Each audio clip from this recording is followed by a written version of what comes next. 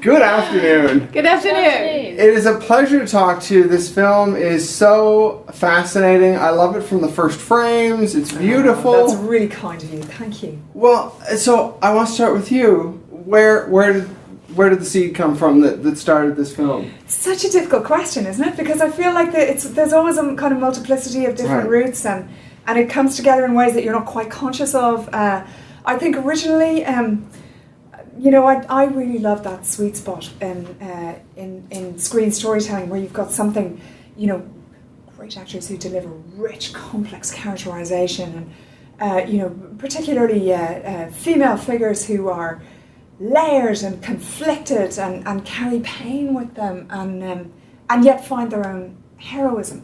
So I think that for me was probably where the story started, and then I'm really drawn to stories that have that are rooted in character but have a kind of I feel like what cinema does best, this kind of what if element, this metaphorical element, this kind of dreamlike element that has resonance and meaning.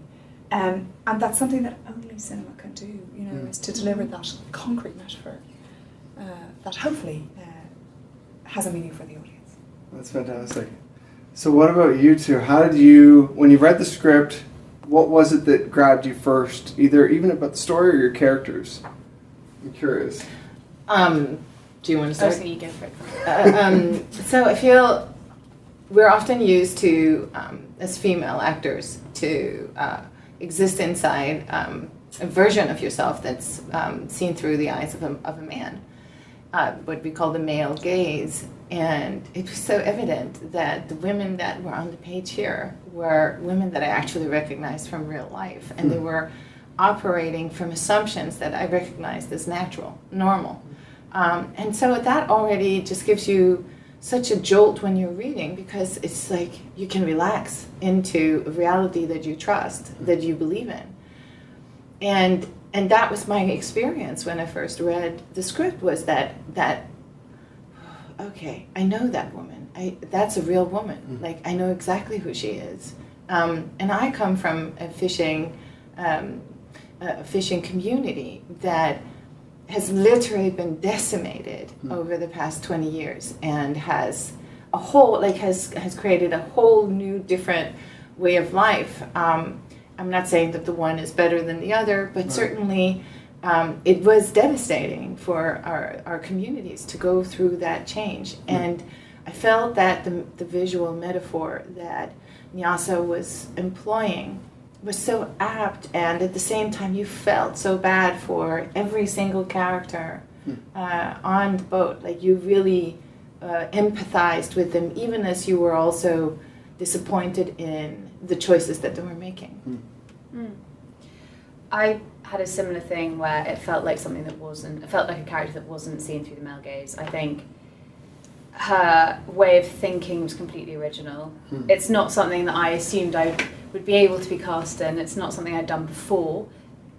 And I loved the way that her cognitive setup was so methodical, so scientific, so fascinatingly, seemingly detached, but so needing human contact. Right. And there's such a fight going on within her, I think, where she naturally feels like she can lean towards science, but there's also a desperation in her to have human connection, and that crew, she steps into it as a complete outsider, and she finds her place by making herself useful.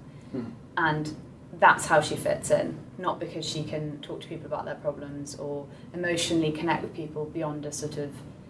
her and Omid connect because they both have a similar way of thinking about things. They're both able to think about machinery and logically how things work and problem solve. But I just find it fascinating the way that she connected and that constant struggle within herself.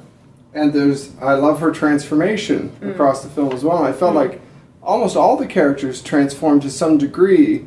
How did that evolve from script to playing it? I'm curious if there was anything that changed while you're doing that as well. I mean, I'm sorry, but Hermione's character was so irritating on the page. She was so annoying. I was like, why is she insisting on this thing? And it's like, And when I saw the movie last night, you know, you just what I really just loved about your work in the film is that you just made her suffering so visible, and you made her alienation so visible, and I felt for her. I wasn't expecting that I was going to feel this sympathy for her. Yeah. And so bravo to you for that, because I really did. Yeah. Thank you.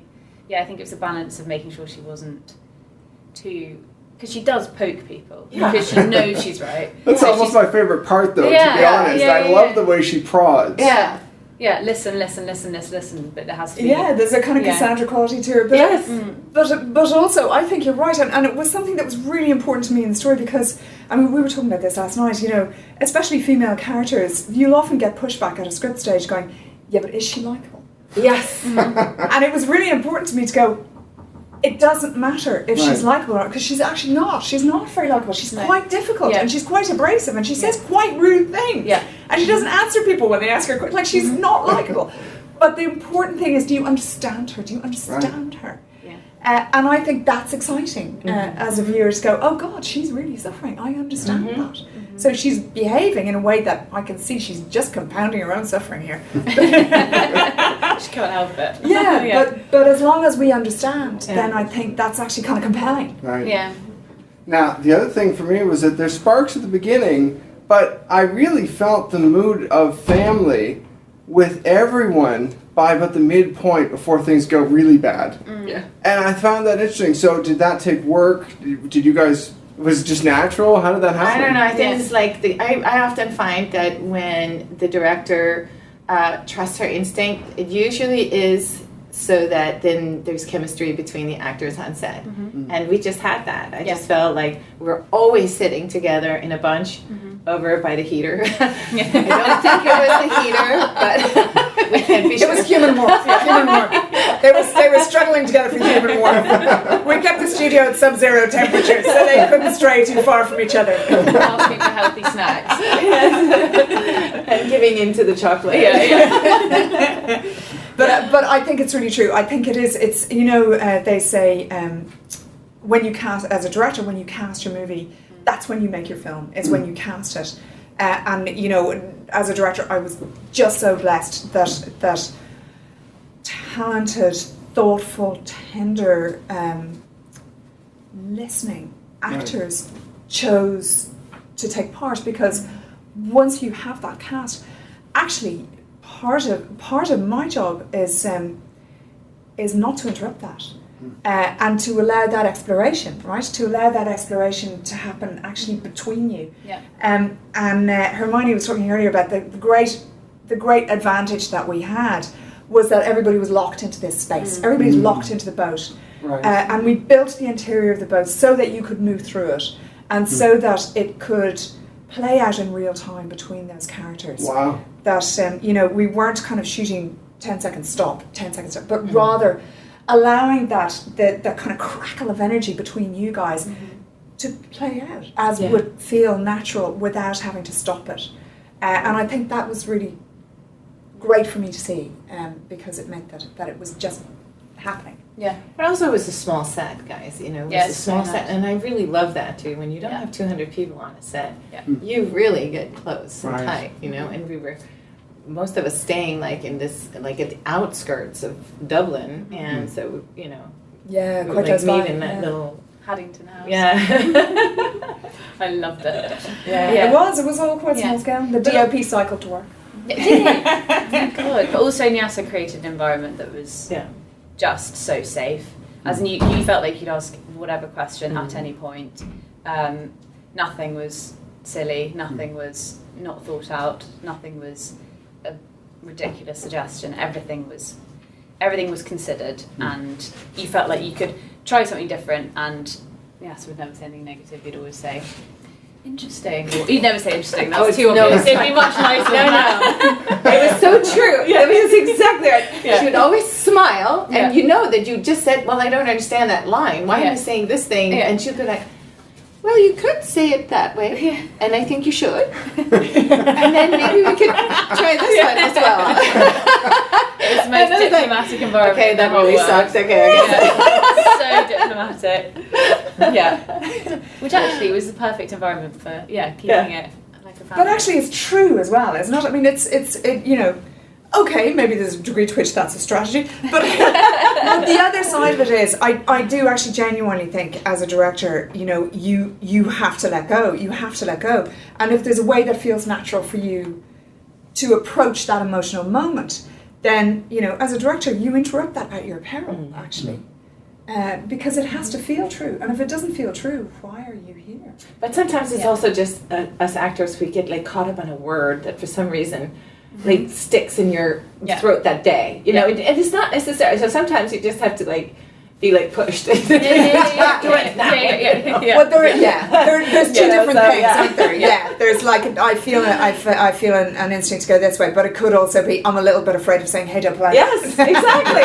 It just feels like you feel a little threatened that moment, and then you just so that's why it also kind of is a great energy that you put on the stage that way, you know, because we could, like, I didn't feel like I was backed into a corner to do something, and when you're not backed into a corner, then you're more open. Definitely. Right? So and there was never a rush. Even if there was a rush, there was never a rush. No. You know. Yeah. There was always a calm atmosphere. Like, we need to get the shot. Never, ever, ever. Just even as we saw the sun going away, and we knew that was the end of that day, and she's like, "No, take your time." And you're like,